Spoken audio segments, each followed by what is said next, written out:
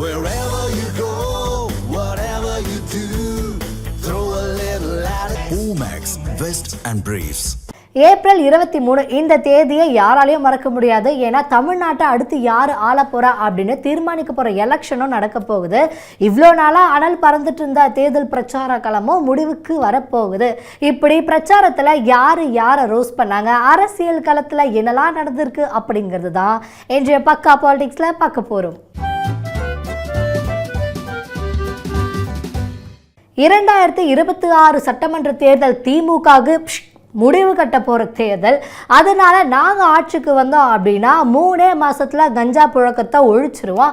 அது மட்டும் இல்லாமல் தமிழ்நாடு முழுக்க சட்ட ஒழுங்கு சீர்குலைஞ்சு போயிருக்கு. ஏன்னா எங்கே பார்த்தாலும் கொலை பாலியல் வன்கொடுமையும் அதிகமாயிருச்சு அப்படின்னு திமுகவை தாக்கி பேசியிருக்காரு அதிமுக பொதுச் செயலாளர் எடப்பாடி பழனிசாமி. திரு ஸ்டாலின் அவர்களே, உங்களுடைய ஆட்சியை முடிவு கட்டுகின்ற தேர்தல் வருகின்ற சட்டமன்ற பொது தேர்தல். முடிவு கட்டுவீங்களா? இன்றைய தினம் தமிழகத்திலே எவ்வளவு பிரச்சனை. இன்றைக்கு சிறுமிகளுக்கு பாதுகாப்பு இல்ல, பெண்களுக்கு பாதுகாப்பு இல்ல, பாட்டியம்மாவுக்கு கூட பாதுகாப்பு இல்ல. அப்படிப்பட்ட கேவலமான ஆட்சி இன்றைக்கு தமிழகத்திலே நடைபெற்றுக் கொண்டிருக்கின்றன. இன்றைக்கு போக்சோ வழக்குகள் 18,000 வழக்குகள், பெண்கள் பாலியல் வழக்குகள் 24,000 வழக்குகள். அதிலே நீதிமன்றத்தின் மூலமாக 6,999 சிறுமிகள் பாதிக்கப்பட்டதாக, அதற்காக 84 கோடி நிவாரணம் வழங்கப்பட்டுகின்றது. அப்படி என்று சொன்னால் இந்த அரசாங்கத்தினுடைய சட்ட ஒழுங்கு எப்படி இருக்கிறது என்பதை ஒவ்வொருவரும் எண்ணி பார்க்க வேண்டும். நம்முடைய செல்வம் குழந்தைகள், நம்முடைய செல்வம். அதற்காகத்தான் நாம் வாழ்ந்து கொண்டிருக்கின்றோம். அப்படிப்பட்ட நம்முடைய செல்வத்தை சீரழிக்கக்கூடிய ஆட்சி தேவையா? இன்றைக்கு இதற்கு காரணம் என்ன? கஞ்சா விற்பனை, போதைப் பொருள் பல வடிவத்தில் தமிழகத்திலே நடமாடிக்கொண்டிருக்கின்றன. பல முறை சட்டமன்றத்திலே இன்றைய முதலமைச்சருக்கு கவனத்திற்கு கொண்டு வந்தோம், நாங்கள் கருத்துக்களை தெரிவித்தோம், அறிக்கை வாயிலாக வெளியிட்டோம். இன்றைய முதலமைச்சர் அதை பற்றி கண்டுகொள்ளவே இல்லை. ஏனென்று சொன்னால் இந்த கஞ்சா விற்பனைக்கு துணை நிற்கின்றவர்கள் திராவிட முன்னேற்ற கழகத்தை சேர்ந்த நிர்வாகிகள். அதனாலதான் இந்த கஞ்சா ஒழிக்க முடியல. ஏன் ஒரு அரசாங்கம் நினைச்சா ஒழிக்க முடியாதா? அதிமுக ஆட்சி அமைந்த உடனே 3 மாதத்தில் தமிழகத்தில் கஞ்சா என்ற போதைப் பொருள் முழுவதும் அறவாக ஒழிக்கப்படும். போதைப் பொருள் இல்லாத மாநிலமாக தமிழகம் உருவாக்கப்படும். பெண்கள் பாதுகாக்கப்படுவார்கள், சிறுமிகள் பாதுகாப்பு. அதே போல ஒட்டுமொத்த தமிழ்நாட்டு மக்களுக்கும் இன்றைக்கு பாதுகாப்பு இல்லாத சூழ்நிலை. இந்த போதை ஆசாமியால் இன்றைக்கு நாங்குநேரி அங்க சாலையில் நடந்துட்டு போயிட்டு இருக்காங்க. இருசக்கர வாகனத்துல 4 பேர் போறாங்க, புயல் வெட்டி சாய்க்கிறாங்க. சிவகங்கையில போதை ஆசாமிகள் இருசக்கர வாகனத்துல சாலையில சென்றுட்டு இருக்கும் போது சாலை ஓரமாக நிற்கின்றவர்கள் மீது அருவாள்ல வெட்டுறாங்க. இப்படி இந்த போதை ஆசாமில் செய்த அட்டகாசம் கணக்கே இல்ல. இப்படிப்பட்ட ஆட்சி தேவையா? ஆனா இதை பற்றி எல்லாம் முதலமைச்சர் கவலை இல்லை. இன்றைக்கு தன்னுடைய மகன் துணை முதலமைச்சர், தன்னுடைய மகன் மீண்டும் தமிழகத்திலே உயர்ந்த இடத்திற்கு அமர்த்தப்பட வேண்டும் என்ற எண்ணத்தின் அடிப்படையில் தான் இன்றைய முதலமைச்சர் செயல்பட்டுக் கொண்டிருக்கின்றார். ஆக இன்றைக்கு தமிழ்நாட்டு மக்களுக்கு ஏற்படுகின்ற கஷ்டம், நஷ்டம், துன்பம், துயரம் அதை பற்றி கவலைப்படாத முதலமைச்சர் இன்றைய முதலமைச்சர் ஸ்டாலின் அவர்கள். எடப்பாடி பழனிசாமி முதலமைச்சரானா மட்டும்தான் தமிழ்நாட்டில் உள்ள குழந்தைகளுக்கும் பெண்களுக்கும் பாதுகாப்பே இருக்கும். அரசியலுக்காக சிஎம் ஸ்டாலின் இருக்காரு, ரொம்பவே தரம் தாழ்ந்து பேசிக்கிட்டு இருக்காருங்க. அது மட்டும் இல்லாமல் இவங்களுடைய ஆட்சியில் போதை பழக்கத்தால் மனித மிருகங்களுடைய அட்டூழியம் அதிகமாயிடுச்சு அப்படின்னு திமுக போட்டு வச்சு செஞ்சிருக்காரு பாமக தலைவர் அன்புமணி. இன்னும் 2 வாரத்திலே தமிழ்நாட்டில் ஆட்சி மாற்றம் நடக்கும். எடப்பாடி பழனிசாமி அவர்கள் தமிழ்நாட்டின் முதலமைச்சராக வருவார், அது உறுதி. அது வந்தால்தான் தமிழ்நாட்டில் உள்ள பெண்களுக்கு பாதுகாப்பு, தமிழ்நாட்டில் உள்ள குழந்தைகளுக்கு பாதுகாப்பு. இங்கே வருகின்ற அத்துணை தாய்மார்களுக்கும், தமிழ்நாட்டில் உள்ள அத்துணை பெண்கள் தாய்மார்கள் பெற்றோர்களுக்கும் என்னுடைய பணிவான ஒரு வேண்டுகோள், உங்களுடைய பெண் பிள்ளைகளுக்கு பாதுகாப்பு வேண்டும் என்றால் எடப்பாடி பழனிசாமி அவர்கள் தமிழ்நாட்டின் முதலமைச்சராக வர வேண்டும். ஸ்டாலின் அவர்கள் அவருடைய தொடக்க தேர்தல் பிரச்சாரத்தில் தமிழ்நாட்டில் அவர் செய்ததை வைத்து வாக்கு கேட்டார், எடுபடல, ஏன்னா எதுவும் செய்யல. பிறகு பிஜேபி வந்துரும் ஒரு பொய்யை சொல்லி வாக்கு கேட்டார், அதுவும் எடுபடல. அதன் பிறகு எடப்பாடியார் அவர்களையும் என்னையும் தனிநபர் விமர்சனம் செய்து கொச்சையா மோசமான வார்த்தைகளை கேட்ட ஸ்டாலின் அவர்கள் இப்ப அதுவும் எடுபடல. இப்ப ஸ்டாலின் அவர்கள் எந்த அளவுக்கு இறங்கிட்டார் தெரியுமா? நான் ஆட்சிக்கு வந்தா 8000 ரூபாய் கூப்பனை தரேன். அதாவது இவ்வளோ தரங்கட்ட ஒரு தேர்தல் பிரச்சாரம். இதெல்லாம் நீங்கள் சிந்திக்க வேண்டும் தமிழக மக்களே. நம்முடைய எடப்பாடியார் அவர்கள் ஒரு விவசாயி.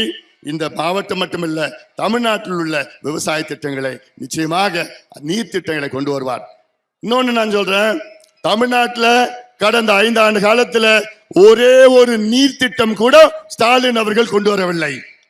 இந்தியாவிலேயே திமுக ஆட்சி மாதிரி மோசமான ஆட்சி எங்கேயுமே இல்லைங்க. ஏன்னா இவங்களுடைய ஆட்சியில் எல்லா துறைகள்லேயும் ஊழல் நடக்குது.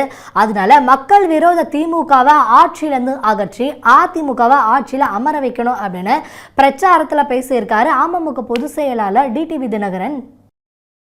தமிழ்நாட்டில் எத்தனை விதிமீறல்கள், சட்டம் ஒழுங்கு சீர்கேடுகள் நடைபெற்றது. ஆனால் அதையெல்லாம் தாண்டி இன்றைக்கு இந்த 21, 26 ஆட்சி என்பது படுமோசமான ஆட்சி. இந்தியாவிலே இப்படி ஒரு மோசமான ஆட்சி இல்லை என்கிற நிலைமையில்தான் இன்றைக்கு தமிழ்நாடு இருந்து கொண்டிருக்கிறது. காரணம், தமிழ்நாடு முழுவதும் சட்டம் ஒழுங்கு சந்தித்திருக்கின்றது. பச்சிலம் குழந்தை முதல் கல்லூரி செல்கின்ற மாணவிகள், பள்ளிகள் செல்கின்ற மாணவிகள், இன்னும் சொல்ல போனால் வீட்டிலே உள்ள வயது முதிர்ந்த மூதாட்டிகள் வரை இன்றைக்கு வன்கொடுமைக்கு ஆளாகி உயிர் விடுகின்ற கொடுமையான ஒரு கொலைக்காடாக தமிழ்நாடு இருக்கிறது. கிட்டத்தட்ட இந்த 5 ஆண்டுகளில 8000 கொலைகள் இன்றைக்கு தமிழ்நாட்டிலே பதிவாகி இருக்கின்றன. இன்னும் சொல்ல போனால் இந்த போதை மருந்து பழக்கம் மாணவர்களையும் இளைஞர்களையும் குறிவைத்து இங்கே விற்கப்படுகிறது.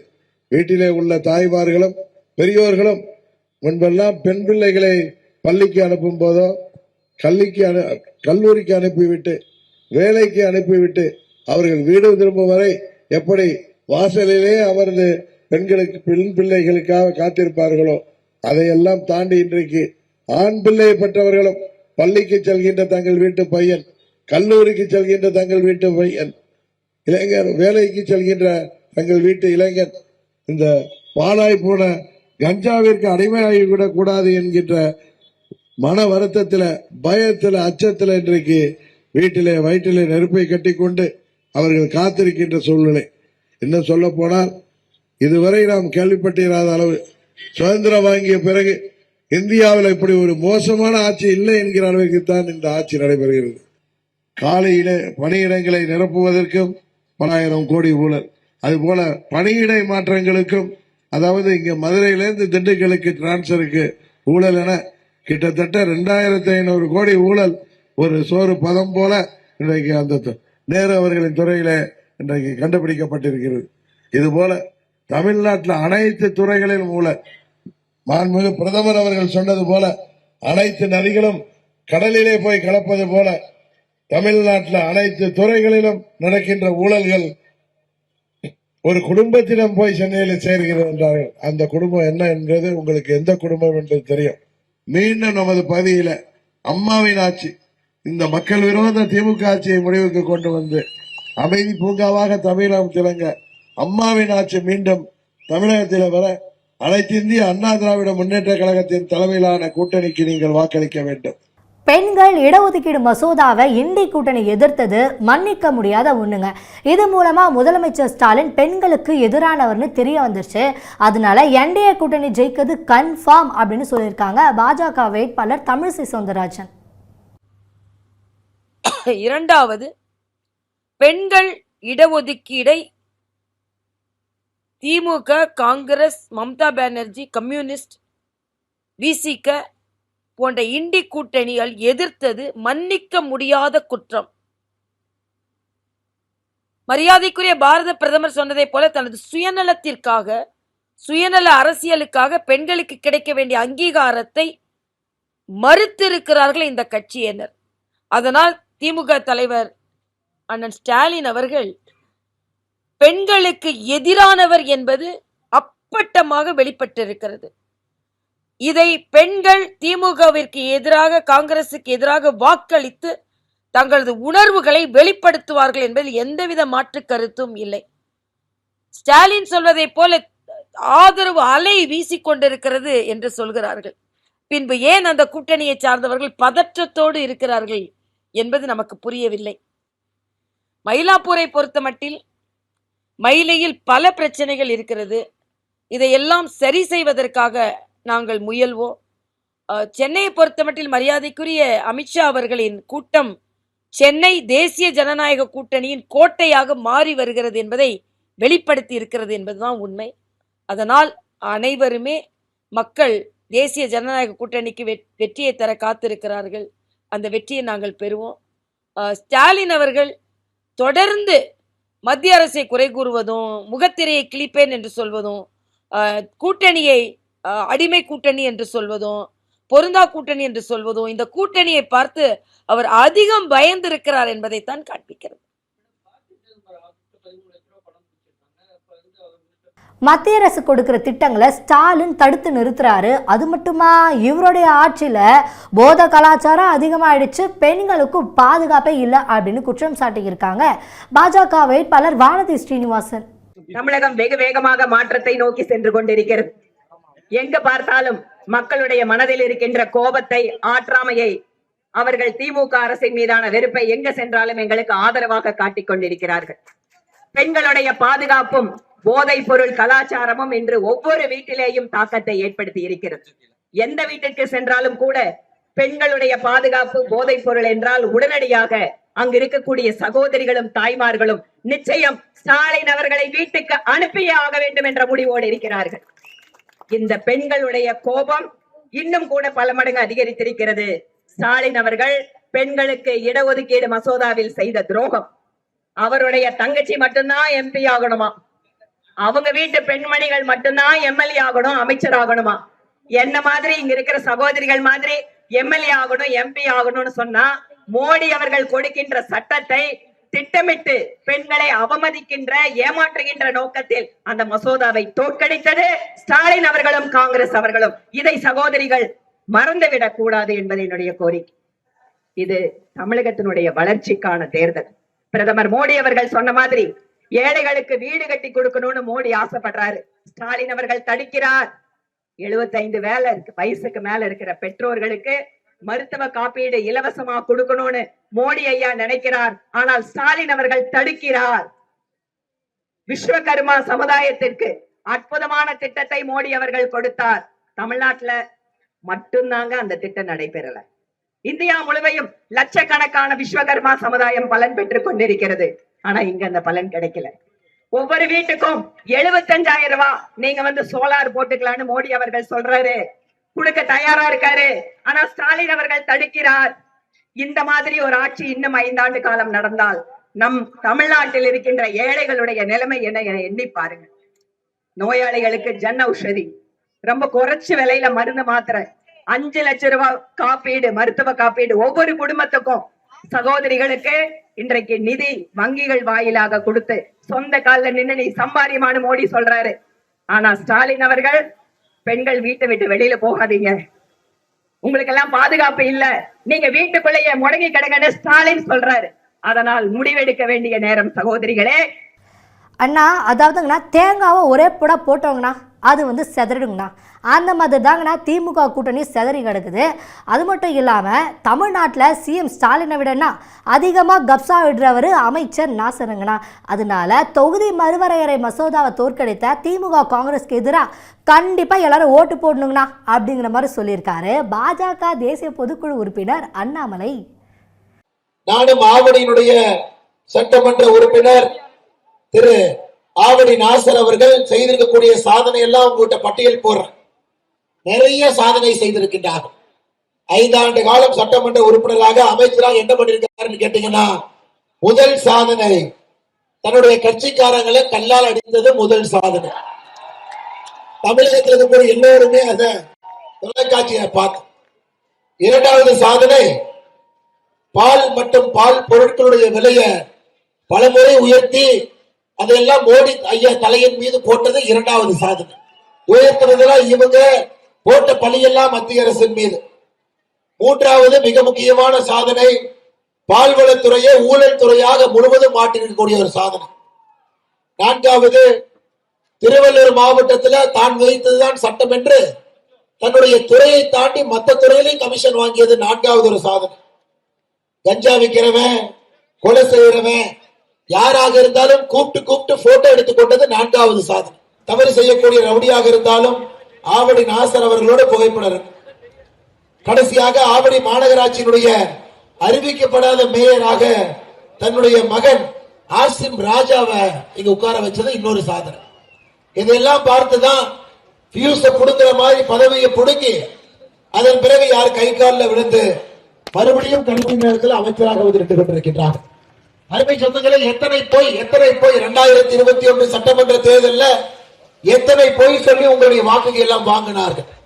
ஆவடியில அரசு பொறியியல் கல்லூரி தொடங்குவோம் என்கின்ற போய், ஆவடியில பாதாள சாக்கடை திட்டத்தை நிறைவேற்றுவோம் என்கின்ற போய், ஐயா முதலமைச்சர் ஸ்டாலினுக்கெல்லாம் தாண்டி ஒருத்தர் தமிழ்நாட்டில் போய் பேசுறதுக்கு ஒருத்தர் இருக்காருன்னா ஆவடி நாசர் தான். அவரை விட அதிகமாக போய் செல்லக்கூடிய எல்லா வாக்குறுதியும் பொய்யாக சொல்லி சொல்லி வாக்குகளை வாங்கி 5 ஆண்டு காலம் சட்டமன்றத்தினுடைய உறுப்பினராக அமைச்சராக இருந்து ஆவடிக்கு எதுவும் செய்யாம கெட்ட பெயரை மட்டுமே வாங்கி கொடுத்தவர் இந்த தொகுதியினுடைய சட்டமன்ற உறுப்பினர்.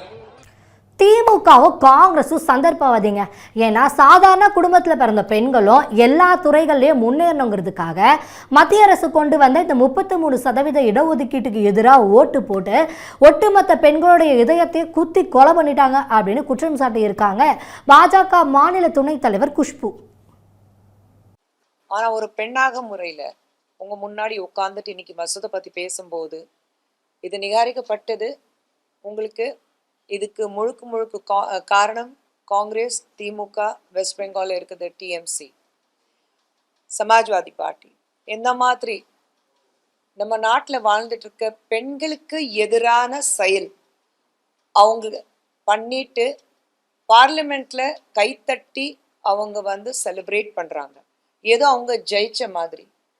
இந்தியாவில் வாழ்ந்துட்டு இருக்க, தமிழ்நாட்டில் வாழ்ந்துட்டு இருக்க ஒவ்வொரு பெண்ணுடைய முதுகுல குத்துல நான் சொல்லுவேன், நேரடியாகவே நெஞ்சில குத்திருக்காங்க. அப்படி நெஞ்சில குத்திட்டு பெண்கள் முன்னேறணும், இவங்க எல்லாரும் பெண்களுடைய முன்னேற்றத்துக்காக நாங்க பாடுபடுவோம்னு சொல்லக்கூடியவங்க. மாண்புமிகு முதலமைச்சர் மு.க. ஸ்டாலின் அவர்கள், நான் தமிழகத்துல வாழ்ந்துட்டு இருக்க ஒவ்வொரு பெண்ணுடைய தந்தை ஸ்தானத்துல, அப்பா ஸ்தானத்துல நான் இருக்க சொல்லக்கூடியவர்.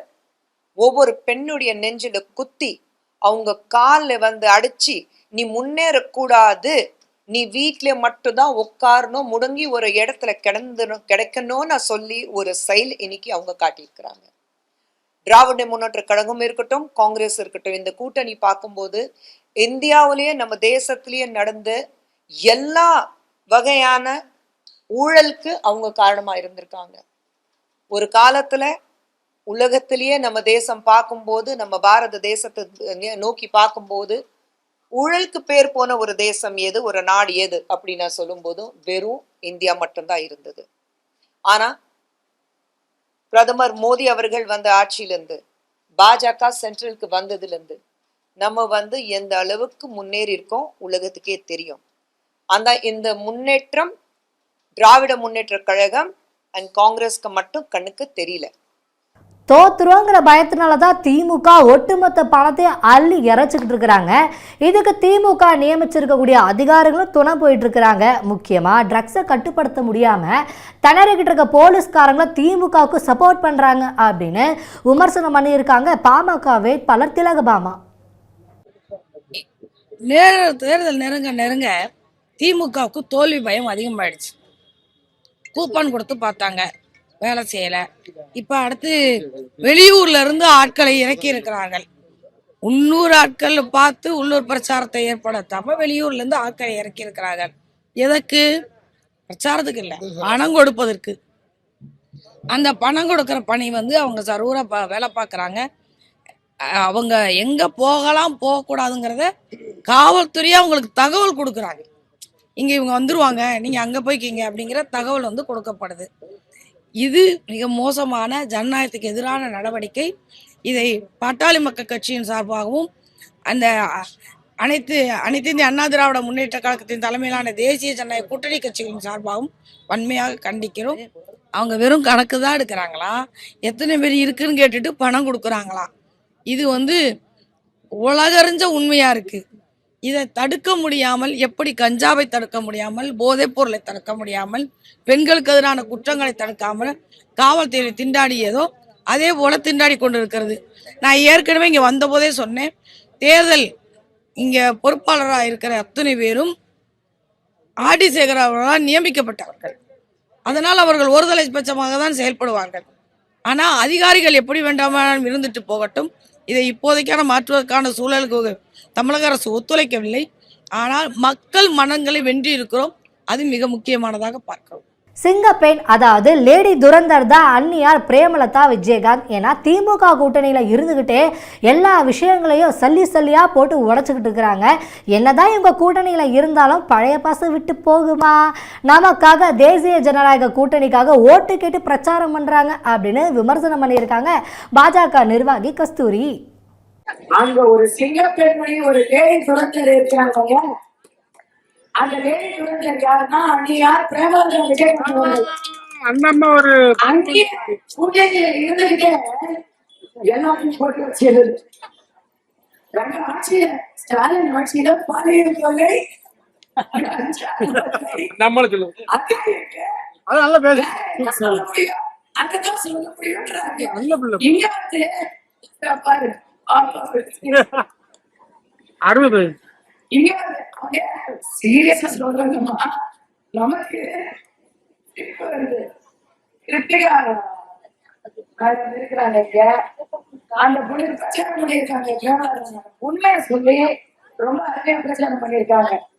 திருப்பரங்குன்ற மலையில் தீபத்தை ஏற்றியே தீர்வோம் அப்படியே பிரச்சாரம் பண்ணியிருக்காங்க. யாரு? இவங்கெல்லாம் திமுக காரங்கெல்லாம் சனாதனத்தை அறுக்க போறோம்னு சொன்னாங்க. இங்க மலை மேல தீபத்தை ஏற்ற கூடாதுன்னு நின்னவங்க அவங்க எதை அறுத்து தள்ள போறாங்க புரியாது.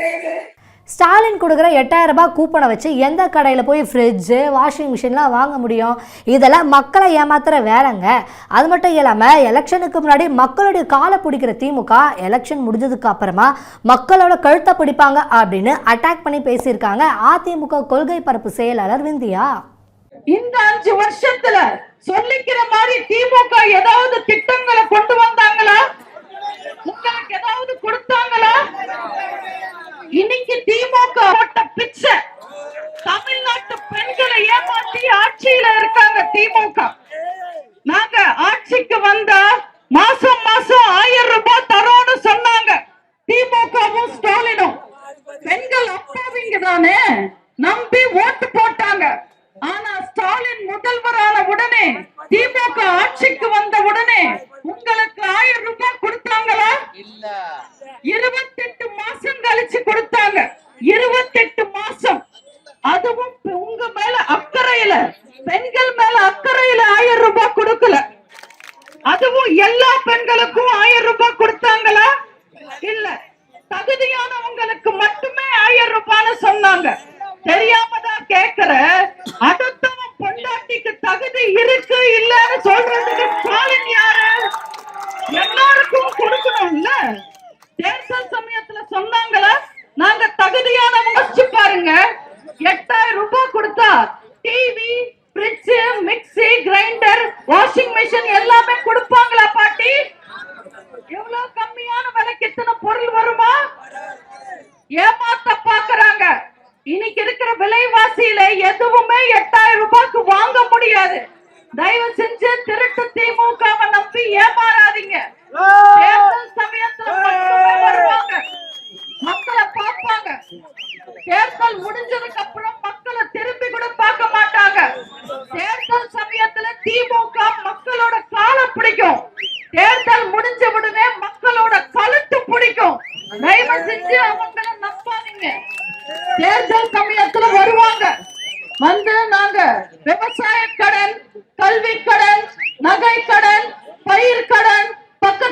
பால் கடன், பால் கடன், காய்கறி கடன் கூட தள்ளுபடி செய்வோம்னு சொல்லுவாங்க. ஆட்சிக்கு வந்தா கடன் எல்லாம் தள்ளுபடி செய்ய மாட்டாங்க, கொடுத்த வாக்குறுதியை தள்ளுபடி செய்வாங்க. நீங்க இந்த முறை அம்மாக்கு ஓட்டு போடுங்க. பெண்களை பற்றியும் இடஒதுக்கீடு பற்றியும் பேசுகிற முதலமைச்சர் ஸ்டாலின் பார்லிமெண்ட்ல பெண்கள் இடஒதுக்கீடு மசோதாவுக்கு எதிராக திமுக உறுப்பினர்களை வாக்களிக்க செஞ்சு மசோதாவை தோற்கடிக்க செஞ்சிருக்காரு. இதுதான் திமுகவுடைய ரெட்டை வேஷம், ரெட்டை நாக்கு அப்படின்னு செம்மையா தாக்கி பேசியிருக்காரு முன்னாள் அமைச்சர் சி வி சண்முகம். வாய்க்கு பெண்மை பற்றி பேசுவார் முதலமைச்சர். பெண்களுக்காக நான் உழைக்கிறேன்வார், இடஒதுக்கீடுக்காக நான் போராடுவேன்றாரு. இங்க சொல்லுவாரு டெல்லியில பாராளுமன்றத்துல பெண்கள் இடஒதுக்கீட்டுக்கு எதிர்த்து ஓட்டு போட்டு தோற்கடிப்பாங்க. இதுதான் திமுக ரெட்டை நாக்கு, ரெட்டை வேடம், ரெட்டை வேஷம். இங்க இடஒதுக்கீடு வேணும், பாராளுமன்றத்துல வேணாம். ஏயா 39 நாடாளுமன்றத்தை 59 நாடாளுமன்ற தொகுதியை உயர்த்தி அந்த 20 நாடாளுமன்ற தொகுதி பெண்களுக்காக கொடுக்கப்படும் சொன்னாங்க. அதுல என்ன உனக்கு கஷ்டம், என்ன நஷ்டம்? தொகுதி வரைவு பண்ண மாட்டாங்களா? மக்கள் தொகை எடுத்தால் மக்கள் தொகை கணக்கு எடுக்கப்பட்டால் உடனடியாக தொகுதி வரைவரை செய்யப்பட வேண்டும். ஏன் நீ மன்மோகன் சிங் பிரதமராக இருக்கும்போது, உங்கள் தந்தை கருணாநிதி முதலமைச்சராக இருக்கும்போது தொகுதி வரைவரை பண்ணல? அப்ப உருவாக்கப்பட்டதுதான் மயிலம் தொகுதி. அப்ப ஒழிக்கப்பட்ட தொகுதி தான் புதுக்கோட்டை நாடாளுமன்ற தொகுதியை காலி பண்ணிய. அப்ப தெரியலையா அநியாயம்? அப்ப உனக்கு அநியாயம் தெரியலையா? நீ பண்ணா வரைவில் பண்ணலாமா? எதிர்கட்சி ஆளுனா அவங்க வரைவில் பண்ணக்கூடாது. என்னையா நியாயம்? உனக்கு வந்தா தக்காளி சட்னி, எங்களுக்கு வந்தா என்ன? உனக்கு வந்தா ரத்தம், எங்களுக்கு வந்தா தக்காளி சட்னியா? தொகுதி மறுவரையறை நகலை முதலமைச்சர் ஸ்டாலின் எரிச்சது ரொம்ப பெரிய தப்புங்க. ஏன்னா அரசியல் சாசனம் மேல சத்தியப்பிரமாணம் செஞ்சு முதலமைச்சரான ஒருத்தர் இப்படிலாம் பண்ணியிருக்கவே கூடாது. அதுக்கு பதிலாக மத்திய அரசு கிட்ட கோரிக்கை வச்சிருக்கலாம் அப்படின்னு பேசியிருக்காங்க சசிகலா. தொகுதி மறுவரைங்கிறது நம்ம ஸ்டேட் கவர்மெண்ட் செய்யற விஷயம் இல்ல, இது மத்திய அரசு கொண்டுட்டு வந்து செய்யணும். பார்லிமெண்ட்ல நம்ம அந்தந்த ஸ்டேட் எம்பிக்களுடைய பலத்தை வச்சு அங்க பல பரீட்சை ஏற்படும். இப்ப நேத்து கவனிச்ச முந்தா நாள் இதுக்காக திமுக என்ன பண்ணுது, கருப்பு கொடி ஏத்துது. கருப்பு கொடி ஏத்துறதுங்கிறது வேற. ஆனா ஒரு முதலமைச்சர் அதை பொறுத்தினாரு பாருங்க, அது ஒரு ஸ்டேட்டினுடைய சிஎம் அவர் உறுதிமொழி எடுத்து முதலமைச்சரா பதவி ஏற்கிறார். அவரு இத செஞ்சிருக்க கூடாது. அவரு செஞ்சிருக்க கூடாதுன்னா அடுத்தவங்க செய்யலாமான்னு நினைப்பீங்க, கட்சிக்காரவங்களை விட்டு. அதுவும் செய்யக்கூடாது. காரணம், நீங்க அரசியலமைப்பு சட்டத்தை மதிக்காதவங்க எப்படி சீஃப் மினிஸ்டரா இருக்க முடியும்? சட்டத்துக்கு உட்பட்டு தான் எல்லாமே. அது செஞ்சது மிக மிக தவறு. இவங்க சும்மா தேர்தல்ல கட்சிக்காரவங்க ஒருத்தரும் இன்னொருத்தரும் அடிச்சுக்குவாங்க பாருங்க, அந்த மாதிரி அடிச்சுக்கிறது நல்லது கிடையாதுங்கிறது என்னோட ஒப்பீனியன். என்னை பொறுத்த வரைக்கும் என்னன்னாக்க, சாதிச்சு காட்டணும், அதுதான் நல்லது. சாதிக்கிறதுக்கு உண்டான வழிய மத்திய அரசுக்கு நம்ம சொல்லி, நீங்க இந்த மாதிரி சொல்றது எங்களுக்கு பிடிக்கல, இந்த மாதிரி செய்யுங்க, எது கொண்டுட்டு வந்தாலும் நீங்க அரசியலமைப்பு சட்டத்துல கொண்டுட்டு வாங்க, இந்த பர்சன்டேஜ ஒத்துக்குங்கன்னு சொன்னா அது நடந்திருக்கிறதுக்கு வாய்ப்பு அதிகம்னு நான் நினைக்கிறேன். விஜய் எழுதி கொடுக்கறத அப்படியே பேசுறாரு. அவரா சுயமா யோசிச்சு அவரோட சிந்தனைக்கு கீழே தலைமை தாங்குற மாதிரி தெரியல. சினிமாவை ஒரு என்டர்டெயின்மெண்ட்டா பார்க்கணும், அதுக்காக நல்லா ரீல்ஸ் எல்லாம் பாருங்க, லைக் எல்லாம் போடுங்க, ஆனா ஓட்டு மட்டும் எங்களுக்கு போடுங்க அப்படின்னு சொல்லியிருக்காரு எம்பி கார்த்திக் சிதம்பரம். தெரியல, அவர் மறைமுகமாவா நேரடியா இருக்காரு. அவர் ஏதாவது பேசினா தானே எனக்கு தெரியும். அவர் எதுவும் பேசுறதே இல்லையே. அவர் பேசினா தானே எனக்கு என்ன நினைக்கிறாரு தெரியும். அவர் வராரு, கையாசிக்கிறாரு, போறாரு ஒழிய அவர் எந்த ஒரு இட மேடையிலயும் இப்ப நான் உங்களை பத்திரிகையை சந்திக்கிற மாதிரி நீங்க கேட்கிற கேள்விக்கு பதில் சொன்னா தானே அவர் மனசுல என்ன இருக்குதுன்னு எனக்கு தெரியும். எந்த மேடையிலயும் அவர் ஒரு ஸ்கிரிப்ட் கொடுக்குறாங்க, ஸ்கிரிப்ட படிக்கிறாரு ஒழிய அவர் ஒரு இண்டிபெண்டன்ட் பாலிட்டிஷியன். அவரா சுயமாக சிந்தித்து அவருடைய சிந்தனை மூலமாக ஒரு தலைமை தாங்குற மாதிரி தெரியல. பெரிய நடிகர், ஒரு ஸ்டார் பவர் இருக்குன்றதை தவிர ஒரு அது மட்டுமே எப்படி ஒரு அரசியலுக்கு பத்துன்றது எனக்கு ஒரு கேள்விக்குறியா தான் இருக்கு. அப்படி இல்ல, நான் என்ன சொல்றேன்னா, சினிமாவை வந்து ஒரு என்டர்டைன்மெண்டா பார்க்கணும். அதாவது எனக்கு தெரியும் ஒரு செக்ஷன் ஆஃப் சொசைட்டி, குறிப்பாக பெண்கள் வந்து இந்த ரீல்ஸ் அதெல்லாம் நிறைய பாக்குறாங்க. அதனால அதுல ஒரு ஒரு ஃபேண்டசி அவங்களுக்கு இருக்குன்றது நல்லா தெரியும். அதான் நான் வேடிக்கையா சொன்னேன், ரீல்ஸை பார்த்தா லைக் போடுங்க, ஓட்டு போடுறதுனாக்க திராவிட முன்னேற்றம் காங்கிரஸ் கட்சி கூட்டணிக்கு ஓட்டு போடுங்கன்னு சொல்றேன். நான் வேற ஒண்ணு இல்லை. திமுக கூட்டணிக்கு தான் ஓட்டு போடணும் அப்படின்னு நாகப்பட்டினம் ஜமாத்தை சேர்ந்த சில பேர் தீர்மானம் பண்ணியிருக்காங்க. ஆனா அதே ஜமாத்தை சேர்ந்த பல பேர் அந்த தீர்மானத்துக்கு எதிர்ப்பு தெரிவிச்சிருக்காங்க.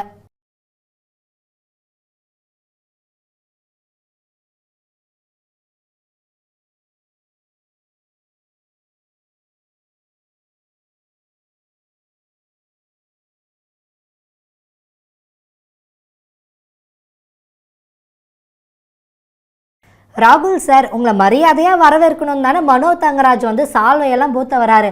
ஆனால் நீங்கள் அவரை ஒரு மனுஷனாகவே மதிக்காமல் இப்படி பண்ணிட்டீங்களே அப்படின்னு சோஷியல் மீடியாவில் நெட்டிசன்கள் வந்து கமெண்ட் போட்டுட்டு வராங்க. அப்படி என்ன நடந்துச்சுன்னு பாருங்கள்.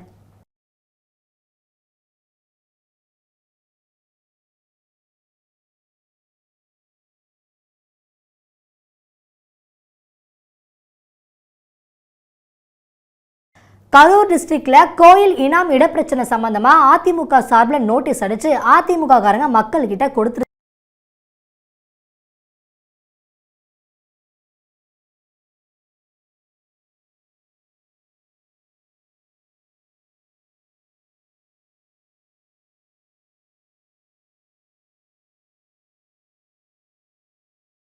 ஆனா இப்போ ஓட்டுக்காக அவங்க பிரச்சாரம் பண்ண காமெடி எல்லாம் பார்த்துடலாம்.